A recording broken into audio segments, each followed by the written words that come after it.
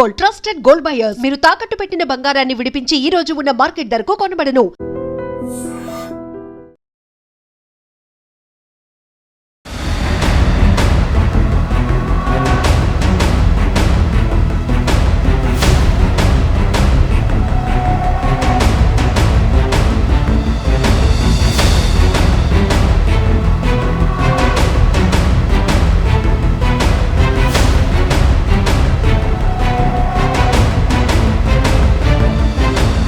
Welcome to iDream. తమిళనాడులో కరూరులో జరిగిన ఘటన ఇకపై జరగకుండా ఉండాలంటే ఏం చేయాలి? కేవలం రాజకీయ పార్టీల సభలే కాకుండా సినిమా ఫంక్షన్లు కానీ లేదా పుష్కరాలు జరిగినప్పుడు ఎక్కువ జనాలు వచ్చినప్పుడు పోలీసులు ఎటువంటి వాటికి అనుమతి ఇవ్వాలి? అదేవిధంగా సభ నిర్వహించే వాళ్ళు ఎలాంటి జాగ్రత్త తీసుకోవాలి అనే అంశాలపై మనతో మాట్లాడడానికి సిబిఐ మాజీ జేడీ వివిఎస్ లక్ష్మీనారాయణ గారు ప్రస్తుతం మనతో ఉన్నారు. ఆయన అడిగి చాలా క్లారిటీగా తెలుసుకుందాం. ఎందుకంటే ఆయన మహారాష్ట్రలో సుదీర్ఘకాలం పనిచేసినప్పుడు చాలా క్రౌడ్ మేనేజ్మెంట్ చేశారు. అదే విధంగా సిబిఐలో పనిచేసినప్పుడు చాలా కేసులు చూశారు. ప్రస్తుతం ఈ కేసులో కూడా సిబిఐ దర్యాప్తు చేయాలంటూ విజయ్ కూడా కోర్టులో వేయడం, ఒకవేళ దర్యాప్తులు ఏ విధంగా స్టార్ట్ అవుతున్న విషయాన్ని లక్ష్మీనారాయణ సార్ అడిగి తెలుసుకున్నాం. సార్ నమస్తే అండి. నమస్తే మురళి గారు. మీరు మహారాష్ట్ర ఉన్నప్పుడు క్రౌడ్ మేనేజ్మెంట్ మీద మీరు ఎక్కువగా ఫోకస్ చేయడం, దాని మీద ఒక ట్రైనింగ్ చేశారు. అక్కడ కూడా అండ్ మహారాష్ట్రలో జరిగిన కొన్ని ప్రాంతాల్లో, తానే ఇలాంటి ప్రాంతాల్లో ఎక్కువ క్రౌడ్ వచ్చినప్పుడు, పర్టికులర్ గా వినాయక చవితి నిమజ్జనం టైంలో మీరు కొన్ని ప్రికాషన్ తీసుకోవడం, అక్కడ ఎలాంటి జాగ్రత్తలు తీసుకోవడం, ఎందుకంటే తానే మహారాష్ట్రలో గణేష్ నిమజ్జనం అంటే చాలా పెద్ద పండగ కాబట్టి ఆ టైంలో మీరు తీసుకున్న జాగ్రత్తలు ఎలాంటి ఉండేవి? మనం కేవలం కరూరు విషయం కాకుండా ఇకపై ఇటువంటి సంఘటనలు జరగకుండా పోలీసులు ఏం చేయాలి? పోలీసుల కన్నా ముందు ఆ సభ ఎవరు నిర్వహిస్తున్నారో వాళ్ళు ఎలాంటి జాగ్రత్తలు తీసుకోవాలి? వీటితో పాటు అక్కడికి వచ్చిన క్రౌడ్ అంటే పిల్లలు కానీ తేకుండా రావాలా లేదా అనే విషయం ఒకసారి మీ అనుభవపూర్వకంగా చెప్పండి. ఎస్, ముఖ్యంగా మనం ఫస్ట్ తెలుసుకోవాల్సింది ఏంటంటే క్రౌడ్ కి మాబ్ కి తేడా ఏంటి అన్నది మనం తెలుసుకోవాలి. ఓకే. క్రౌడ్ అంటే ఒక విశిష్టమైన కారణం కోసం అక్కడ అందరూ కలుస్తారు. మీరు అన్నట్టు ఫర్ ఎగ్జాంపుల్ కుంభమేళా ఉంది, తర్వాత ఏదైనా మహాశివరాత్రి ఉంది, ఏదైనా ఒక పర్టికులర్ ఫెస్టివల్ అప్పుడు ఒక టెంపుల్లో చాలా ఎక్కువ మంది వెళ్తారు. సో ఇటువంటి పరిస్థితుల్లో వచ్చేవాళ్ళు ఏంటంటే వాళ్ళు అక్కడికి వెళ్ళి ఆ పని ఏదో ఉందో అది చూసుకుని రిటర్న్ వెళ్తారు. ఇది ప్రధానంగా వాళ్ళే. అక్కడ ఏమవుతుందంటే ఒకరితో పెద్ద సంబంధం కూడా ఉండదు. రకరకాల ప్రాంతాల నుంచి వస్తుంటారు. వాళ్ళ మేజర్ ఇదేంటంటే మేము వచ్చిన పనిని త్వరగా పూర్తి చేసుకొని వెళ్ళిపోవడం అన్నది. సో ఇది తర్వాత క్రౌడ్స్ రెండవ ఏంటంటే మీరు చెప్పినట్టు ఈ వినాయక చవితి ఉత్సవాల సందర్భంగా, ముఖ్యంగా మీరు అన్నట్టు మహారాష్ట్రలో వినాయక చవితి అనేది చాలా పెద్ద పెట్టున అక్కడ సెలబ్రేట్ చేస్తారు. అక్కడ వందల వేలల్లో ముఖ్యంగా ఈ గణేష్ నిమజ్జనం రోజున చాలా ఎక్కువ మంది క్రౌడ్ ఉంటారు. కానీ వాళ్ళెవరూ కూడా త్వరగా గణేష్ నిమజ్జనం చేసేసి ఇల్లు చేరుకుందామని అనుకుంటుంటారు. తర్వాత ఏంటంటే వాళ్ళు ఒకరి నుంచి దూరంగా ఉంటారు. అంటే ఒక్కొక్క మండల్ అంటాం దాన్ని. ఆ మండల్లో వాళ్ళు ఉంటారు. వాళ్ళు ఆ ప్లేస్కి వస్తారు, అక్కడ కొంతసేపు గడుపుతారు, తర్వాత ముందుకు నడుస్తుంటారు. సో ఈ విధంగా మనం చూడవచ్చు. సో క్రౌడ్ ఎప్పుడు కూడా మనం కంట్రోల్ చేయాలి. అందుకనే మాకు క్రౌడ్ కంట్రోల్ అన్నది ఐపీఎస్ లో ఒక కోర్సే ఉంటుంది మాకు. క్రౌడ్ కంట్రోల్ ఈవెన్ అన్ని పోలీసులో, ఈవెన్ సబ్ ఇన్స్పెక్టర్ నుంచి డిఎస్పీలు, తర్వాత మాకు కూడా క్రౌడ్ కంట్రోల్ అన్నది చాలా ముఖ్యమైన విషయం. ఇక మాబ్స్ గురించి వద్దాం. మాబ్స్ అంటే ఏంటంటే వాళ్ళు ఒక విశిష్టమైన కారణంతో, ఫర్ ఎగ్జాంపుల్ మీరు గవర్నమెంట్ కు వ్యతిరేకంగా ఈ విధంగా చర్యలు తీసుకుంటుంటారు, వాటిని మాబ్స్ అంటాం. ఫర్ ఎగ్జాంపుల్ మొన్న మీరు నేపాల్లో చూశారు. నేపాల్లో అక్కడ ప్రభుత్వం తీసుకున్న చర్యలకు నిరసనగా వారందరూ కూడా రాళ్లతో వీళ్లతో వచ్చి దాన్ని క్రౌడ్ అన్నారు, దాన్ని మాబ్ అంటారు. సో దాన్ని మనము మాబ్ గా గుర్తించాలి. అంటే వైలెన్స్ కోసం వచ్చేవాళ్ళు మాబ్, వైలెన్స్ కి వచ్చేవాళ్ళు మాబ్. అందుకనే క్రౌడ్ కంట్రోల్, మాబ్ డిస్పర్సల్ అంటాం. అంటే క్రౌడ్ ను కంట్రోల్ చేయాలి, మాబ్ ను చెదరగొట్టాలి. ఇది ముఖ్యంగా మాకు నేర్పిస్తుంది. అందుకనే మాబ్ డిస్పర్సల్స్ లో ఏమవుతుందంటే, మాబ్ డిస్పర్స్ లో మీకు టియర్ గ్యాస్ యూజ్ చేయడం, లాఠీ చార్జ్ యూజ్ చేయడం, అది కూడా కాకుంటే ఫైరింగ్ దాకా కూడా వెళ్ళొచ్చు. క్రౌడ్ ని ఎప్పుడు కూడా మనం బల ప్రదర్శన చేయకూడదు. పోలీస్కి వాళ్ళని కంట్రోల్ చేయండి అని ప్రధానంగా అంటారు. ఇది ముఖ్యంగా మనం క్రౌడ్స్ కి మాబ్స్ కి ఉన్న డిఫరెన్స్ తెలుసుకోవాలి. ఇప్పుడు ఫర్ ఎగ్జాంపుల్ మీరు అన్నట్టు విజయ్ గారి సభ ఏదైతే ఉందో, ఆ సభకు శనివారం రోజు సభ జరిగింది. తమిళ్ వెట్రి కళగం అని ఒక కొత్త పార్టీ ఆయన టీవీకే పార్టీ స్థాపించాడు. దానిది ఒక మీటింగు కరూర్ అనే ప్రాంతంలో, కరూర్ పట్టణంలో పెట్టడం జరిగింది. సో అక్కడ జరిగిన ఏదైతే ఈ తొక్కిసలాట ఉందో దాంట్లో సుమారుగా 40-41 మంది చనిపోయారు. అందులో మీరు చూస్తే వయస్సు ఉన్నవాళ్ళు, తర్వాత వచ్చేసి ముసలి వాళ్ళు, తర్వాత పిల్లలు కూడా అందులో మరణించారు.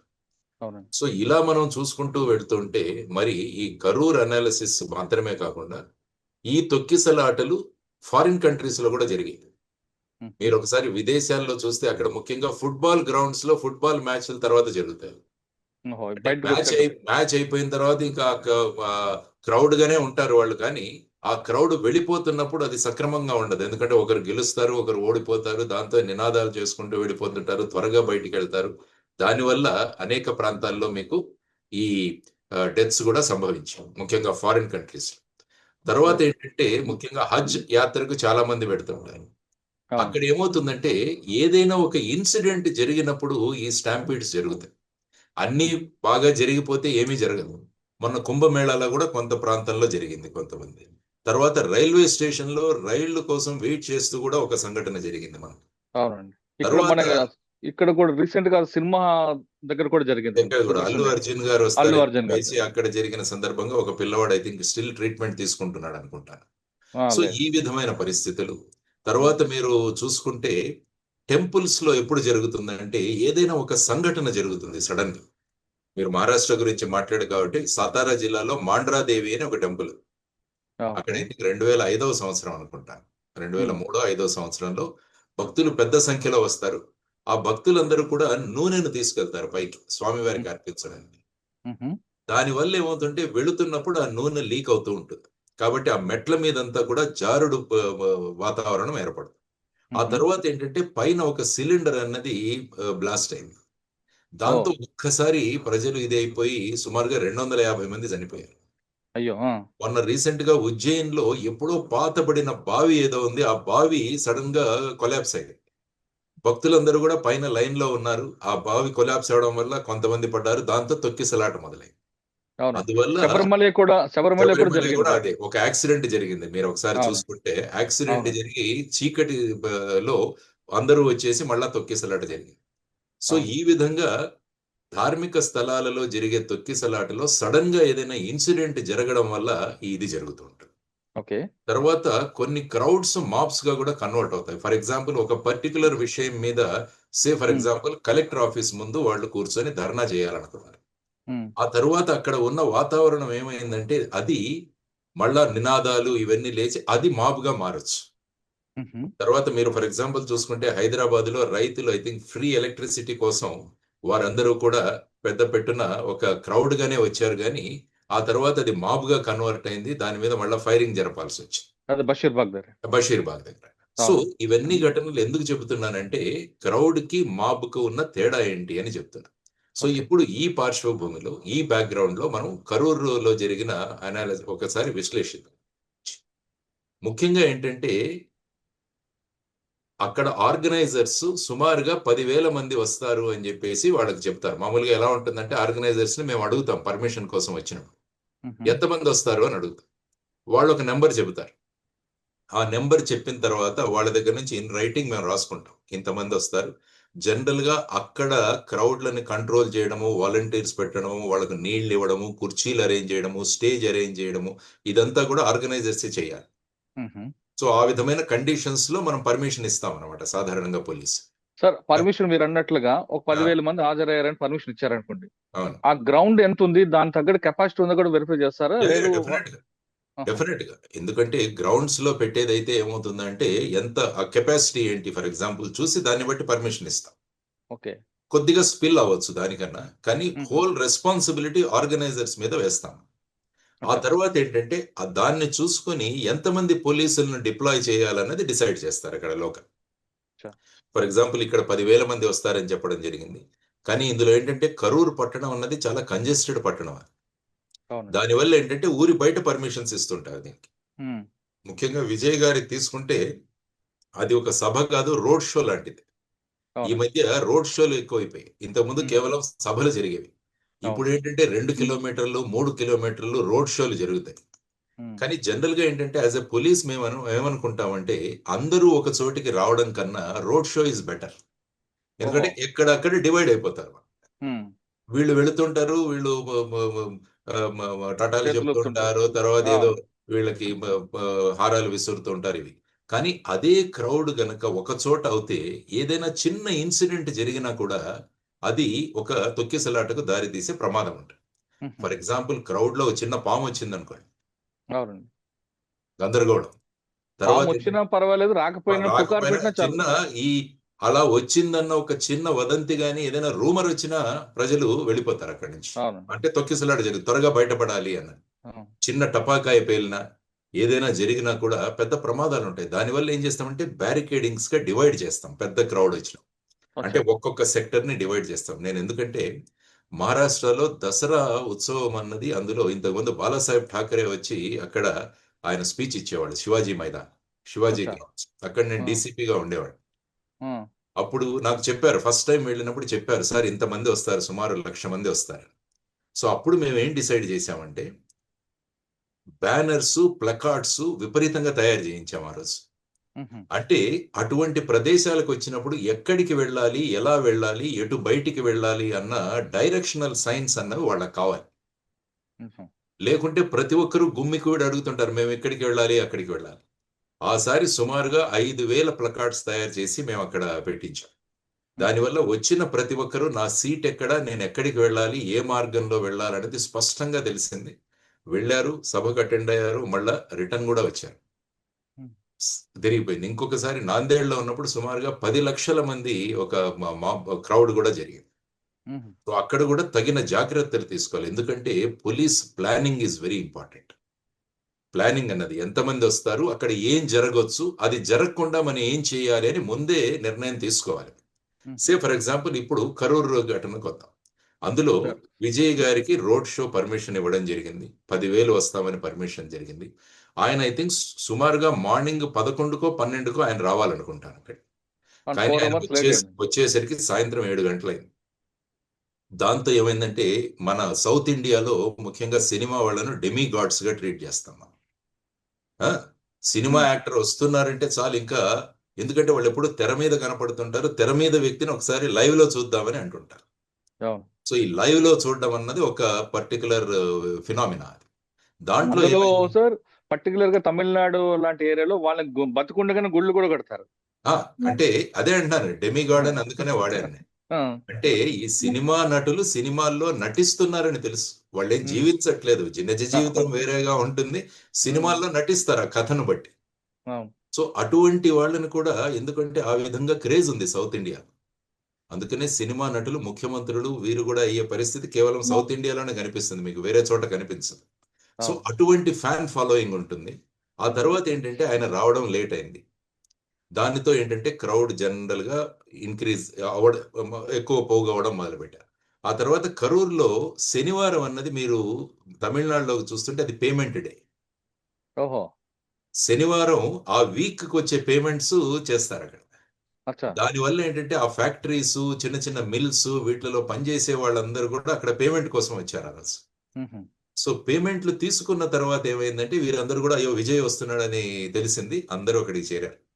హుహు. కాబట్టి ఆ క్రౌడ్ 10,000 ఎక్స్‌పెక్ట్ చేసిందేమేంటంటే సుమారుగా 30,000, 40,000 దాకా వెళ్ళింది. ఆ! ఓకే. ఆ తర్వాతేంటంటే విజయ్ యాక్టరు అక్కడ నమక్కల్ అని ఇంకొక ప్లేస్‌లో ఆయన అడ్రెస్ చేసి ఆయన వస్తున్నాడు. హుహు. సాధారణంగా ఈ సినిమా యాక్టర్ల యొక్క కాన్వాయ్ మీరు చూసుకుంటే ఫాన్స్ అందరూ గూడా వెంటపడతారు.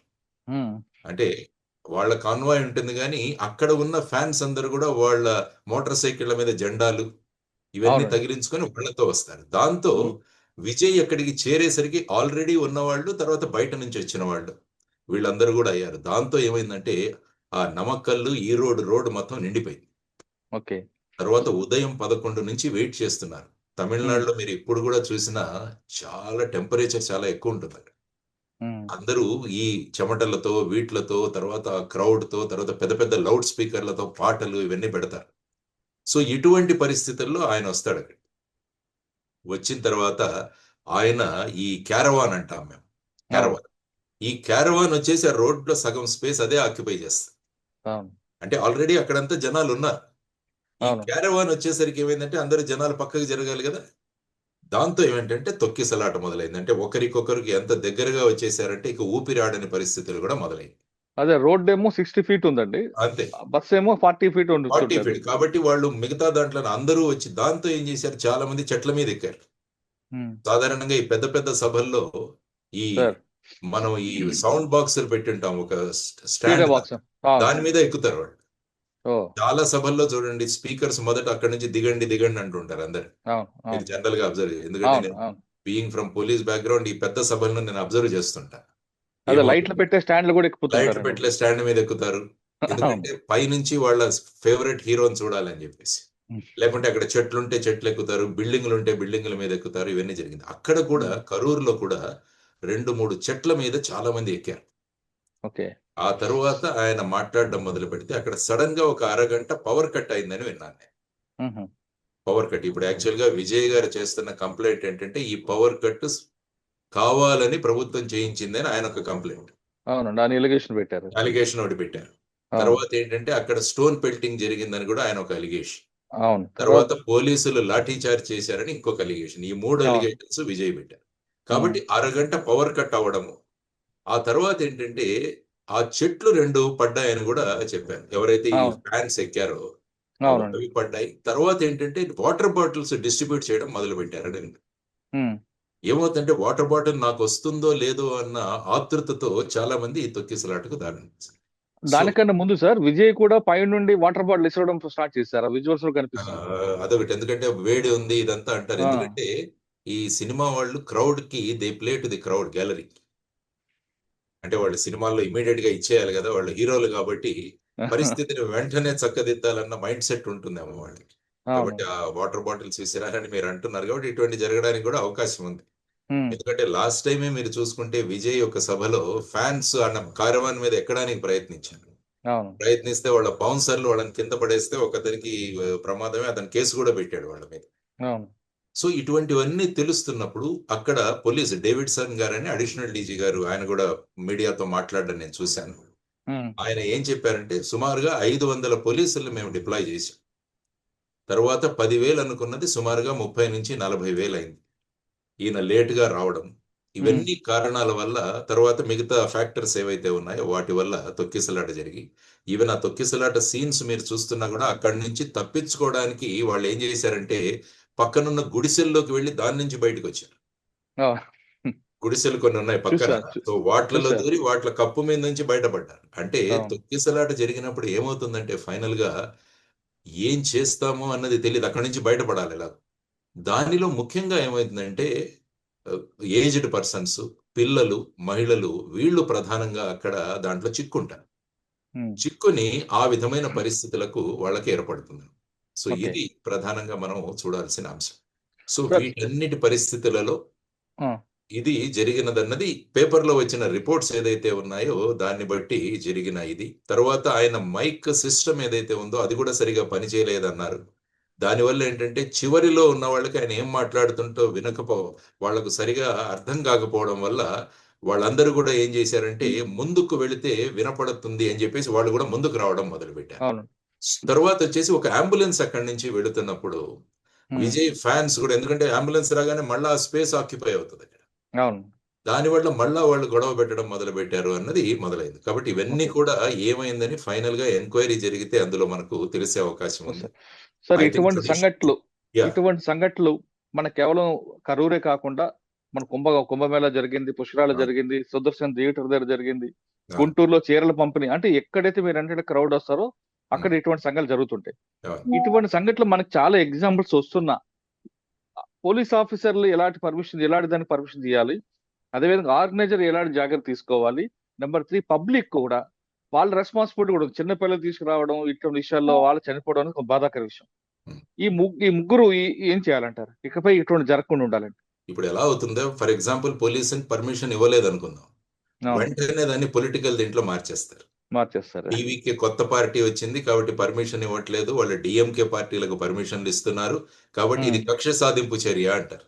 అవునండి. ఎందుకంటే రాజ్యాంగం ప్రకారం పీస్‌ఫుల్‌గా ఎక్కడైనా సమావేశం అవ్వడానికి ప్రతి పౌరుడికి హక్కు ఉంది.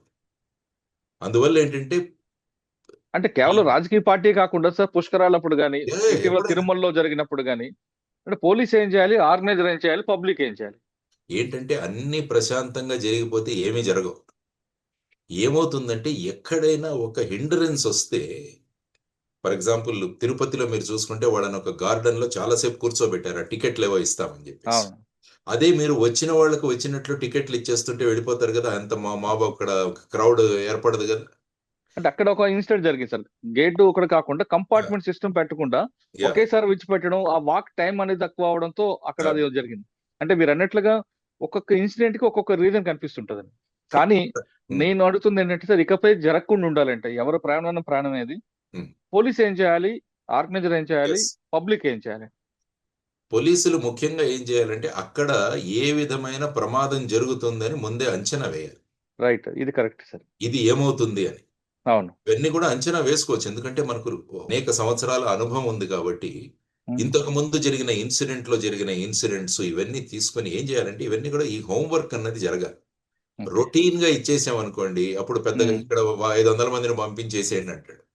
500 మంది పంపించిన తర్వాత వాళ్ళు ఏం చేయాలి, తర్వాత ఆర్గనైజర్స్ మీద ఎంత రెస్పాన్సిబిలిటీ ఉంటుంది అంటే పోలీసులు ఇచ్చిన ఇన్స్ట్రక్షన్స్ ఏవైతే ఉన్నాయో వాటిని వాళ్ళు ఫాలో అవ్వాలి.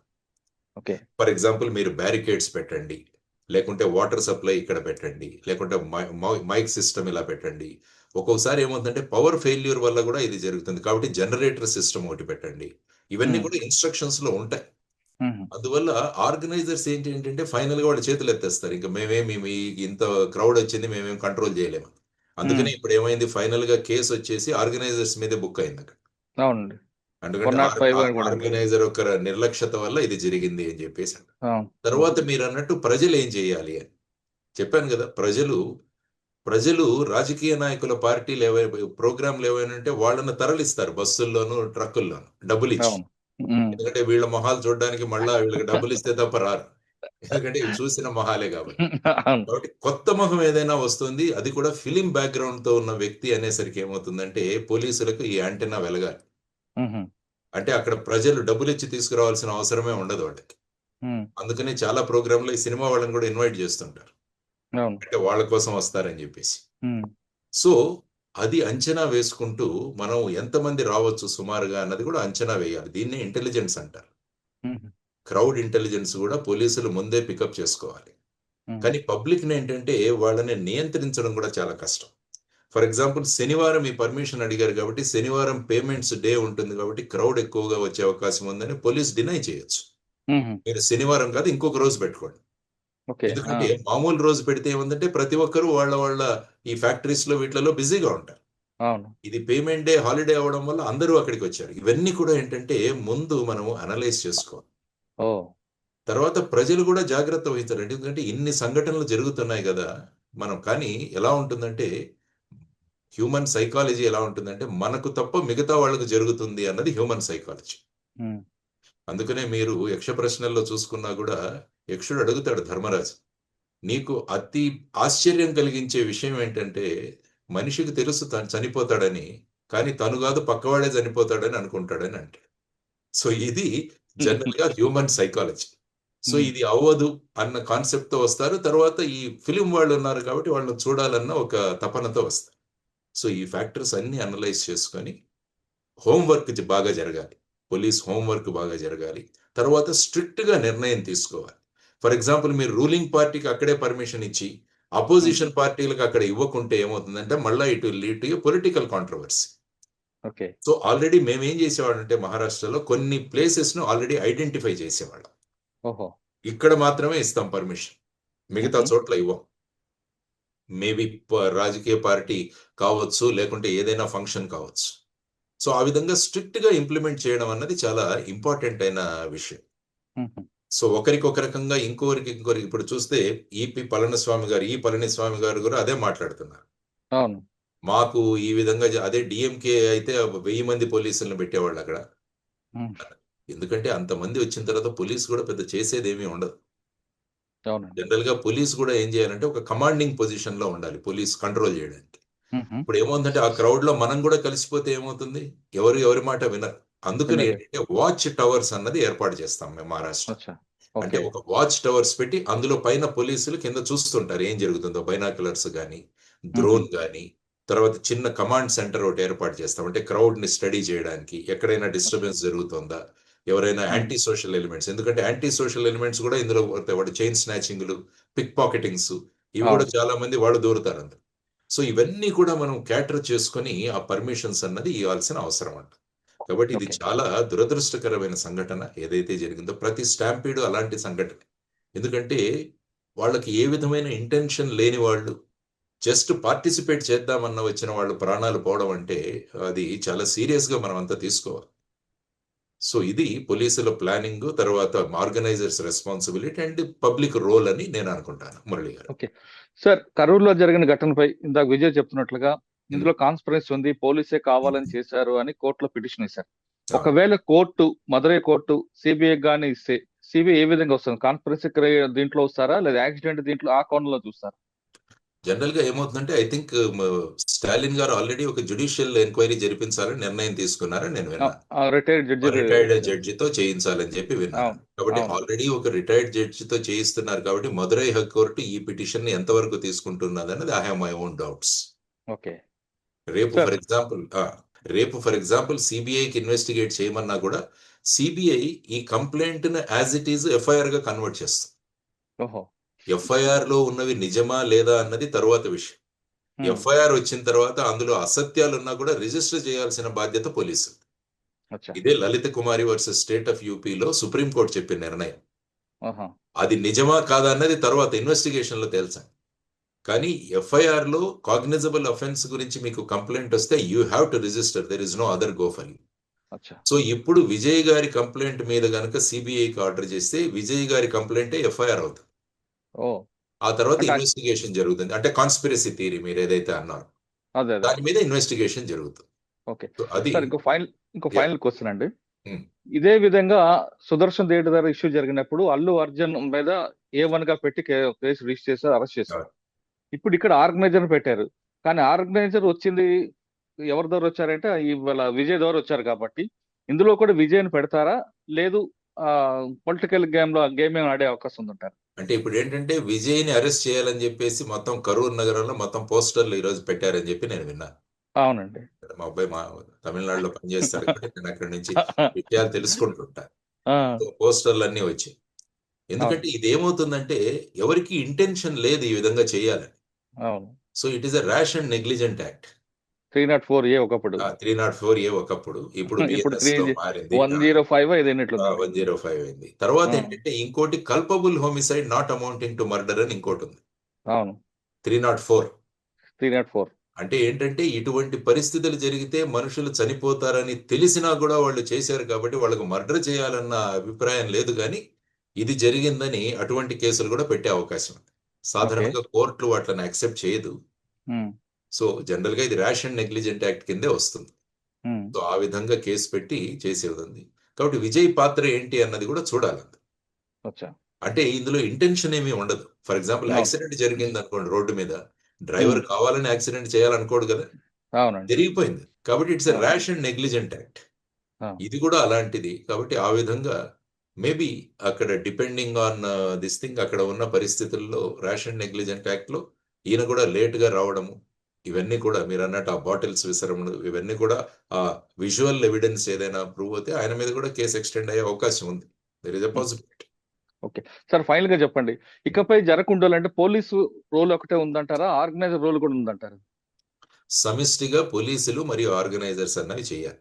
అందువల్ల ఏం చేసేవాళ్ళు అంటే ఎలక్షన్ టైంలో మేము అందరి పొలిటికల్ పార్టీస్ ను పిలిచి ఓన్లీ ఈ ప్రాంతాల్లో మాత్రమే మీరు మీటింగులు పెట్టాలని ముందే డిసైడ్ చేసేవాళ్ళు. ఆల్రెడీ వాళ్ళకి డైరెక్షన్స్ ఇష్యూ చేయవాళ్ళం. ఆ తరువాత ఏదైనా ప్లేస్ లో పెట్టామంటే ఇంక్లూడింగ్ చీఫ్ మినిస్టర్ వచ్చినా కూడా we never use to give permissions. అంటే రూల్ ఆఫ్ లా అందరికి ఒకటే వాడాలి. మరి లేకుంటే లేకుంటే ఏమవుతుందంటే మీకు వాళ్ళకి ఇచ్చారు కదా అని చెప్పి నెక్స్ట్ టైం పర్మిషన్ తీసుకోకుండానే అక్కడ పెట్టే అవకాశం ఉంది. మళ్ళీ దాన్ని చూపిస్తారు మీరు ఇంతకుముందు ఇచ్చారు కదా. ఫైనల్ గా ఏది జరిగినా కూడా ఫైనల్ గా పోలీసుల మీద పడుతుంది ఏదైనా కూడా.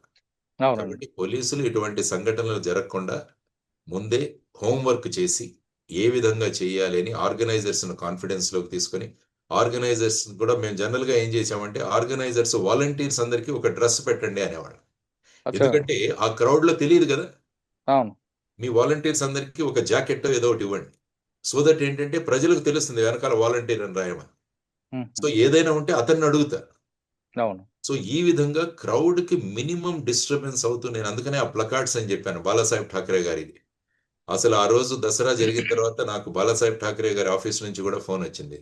సాహెబ్ ఠాకరే గారు చాలా హ్యాపీ అయ్యారు సార్ ఈ అరేంజ్మెంట్స్ చూసి. ఎందుకంటే ఒక్క సంఘటన చెప్తాను ఇందులో ఎంత రిలవెంటో. అక్కడ ఏంటంటే పూల కుండీలు పెట్టేవాళ్ళు స్టేజ్ చుట్టూ. స్టేజ్ చుట్టూ. కానీ బాలాసాహెబ్ ఠాకరే గారికి చాలా మాక్సిమం థ్రెట్ ఉన్నది అప్పుడు. నేను అప్పుడు ఏం చెప్పానంటే, ఈ పూల కుండీలు మేము అలౌ చేయము. ఎందుకంటే ఇందులో లోపల ఏదైనా ఉంటే ఆ బాంబ్ డిటెక్షన్ కూడా చాలా కష్టం అవుతుంది మాకు. కాబట్టి మీరు ఏం చేస్తారు అంటే, ఇది అలౌ చేయమంటే నాకు అక్కడి నుంచి ఫోన్ వచ్చింది. బాలాసాహెబ్ ఠాకరే గారు ఫోన్ చేశారు నాకు. కొత్త డీసీపీ ఎవరో వచ్చారు, ఈయన ఈ విధంగా చేస్తున్నాడని. ఆయన అడిగారు ఇలా అంటే, సార్ మీ security is prime responsibility of me. మీకు అత్యంత సెక్యూరిటీ రిస్క్ ఉందనేది మాకు తెలుసు. కానీ ఈ పూల కుండీలు అలౌ చేయడం వల్ల మీ సెక్యూరిటీకి ఏదైనా అయితే ఫైనల్ గా నేను వెళ్తాను బయటికి. I will be suspended. దానికన్నా ముందు మీ ప్రాణాలకు హాని కలుగుతుంది, అది జరగకూడదు. కాబట్టి మీ వాళ్ళకి ఏం చేస్తున్నట్టే, ఇంకా టైం ఉంది, మనకు 2 రోజులు ఉంది. కాబట్టి పూల కుండీలు కొత్తవి తీసుకురమ్మనండి, మట్టి తీసుకురమ్మనండి, మొక్కలు తీసుకురమ్మనండి. మా వాళ్ళ పర్యవేక్షణలో అక్కడ కొత్తగా పెడదాం, పూల కుండీలు తయారు చేద్దాం. చేసి వాటిని స్టేజ్ పుట్టు అలౌ చేస్తాను నేను. కానీ ఆల్రెడీ ఉన్న పూల కుండీలను ఐ విల్ నాట్ అలౌ అని చెప్పాను. ఓకే. చెప్పితే ఆయన కరెక్టే నువ్వు చెప్పింది అన్నాడు. చెప్పి ఆ దసరా రోజు స్పీచ్ మొదట నా గురించి మాట్లాడి మొదలు పెట్టాడు. అవునా? ఏమన్నారండి ఆయన? ఇట్ వాజ్ ఇన్ 2006, సారీ 1996లో. ఏమన్నారండి స్టార్టింగ్ లో? కొత్తగా ఒక డీసీపీ వచ్చారు. మార్నింగ్ నాకు 2 రోజుల ముందు ఫోన్ చేసి ఈ విధంగా చెప్పారు. మాకు ఇన్కన్వీనియన్స్ అయినా కూడా నా సెక్యూరిటీ పట్ల అతనికి ఉన్న ఇది ఏదైతే ఉందో దాన్ని ఐఎమ్ అప్రిషియేటింగ్ అని చెప్పాడు ఆయన. అయ్యా, అందుకనే మనం వీ షుడ్ బి వెరీ ఆయనకి ఎవరి ద్వారా ఉంది సార్ అప్పుడు? అప్పుడు బాలాసాహెబ్ ఠాకరేకి నెంబర్ 1 సెక్యూరిటీ థ్రెట్ ఉంది ఆయనకు. తర్వాత అక్కడి నుంచి ఈ ఆతంకవాది సంఘటనలు కానీ, టెర్రరిస్ట్ ఆర్గనైజేషన్స్ కానీ, ఎందుకంటే హిందుత్వ దీంట్లో హిందూ హృదయ సామ్రాట్ అంటారు బాలాసాహెబ్ ఠాకరే. అవునండి. కాబట్టి అప్పుడే ఈ 92లో రైట్స్ జరిగాయి, బాబ్రీ మస్జిద్ రైట్స్. నేను చెప్తుంది 1996 ఇది. ఓకే. సో ఆ సంఘటనలో తర్వాత దావూద్ ఇబ్రహీం గ్యాంగ్ బ్లాస్ట్లు 1993లో జరిగాయి బాంబేలో. సో ఇవన్నీ కూడా ఆయనకు it's a big security threat. So దానివల్ల ఎందుకంటే నేనేదో గొప్పగా చెప్పట్లేదు, కానీ you have to be firm. Police have to be firm. ఏమవుతుందో రిపర్కషన్స్ తర్వాత చూసుకుందాం. But your job you should do it perfectly. Right. So ఈ విధంగా పర్మిషన్స్ అప్పుడు కూడా పోలీసులు ఫర్మ్ గా కనుక చేయగలిగితే, రూలింగ్ పార్టీ కావచ్చు, అపోజిషన్ కావచ్చు, ఎవరైనా కావచ్చు, ఇక్కడ పర్మిషన్ ఇవ్వమంటే ఇవ్వం, ఏమైనా చేసుకోండి. తర్వాత ఏం చేస్తారంటే వీళ్ళు సాధారణంగా కోర్టులకు వెళ్తారు పర్మిషన్ ఇవ్వడానికి. అవునండి. కాబట్టి కోర్టులకు కూడా వెళ్ళి మనం బ్రీఫ్ చేయగలగాలి అప్పుడు ఆర్గ్యుమెంట్స్. సో ఈ విధంగా police role is very important. So crowds have to be controlled, mobs have to be dispersed అన్నది మనం గమనించాలి. ఎస్. కరూలు లాంటి సంఘటన ఇకపై జరగకుండా ఉండాలంటే పోలీస్ హోంవర్క్ ఎక్కువ చేయాలంటున్నారు లక్ష్మణ్ సార్. ఆయనకున్న అనుభవం ప్రకారం మహారాష్ట్ర జరిగిన సంఘటనలు చెప్పారు కాబట్టి ఎవరైనా సరే, అంటే కేవలం సినిమా ఫంక్షన్లో కాదు, రాజకీయ పార్టీలు కానీ, పుష్కరాల దగ్గర ఎక్కడైతే క్రౌడ్ వస్తుందో అక్కడ మాబ్ వేరు, క్రౌడ్ వేరు. ఈ క్రౌడ్ వచ్చినప్పుడు తీసుకోవాల్సిన జాగ్రత్తలు, దాని మీద పోలీసులు ఎక్కువ హోంవర్క్ చేస్తే ఇకపై సంఘటనలు జరగకుండా ఉంటాయంటూ అతనుకున్న అనుభవం ప్రకారం చెప్తున్నారు. ఇది చెన్నైలో కరూరులో జరిగిన ఘటనపై లక్ష్మీనారాయణ గారి విశ్లేషణ. మరో అంశాల్లో మళ్ళీ కలుద్దాం. అంతవరకు నమస్తే. Thank you sir. Thank you very much అండి. నమస్తే.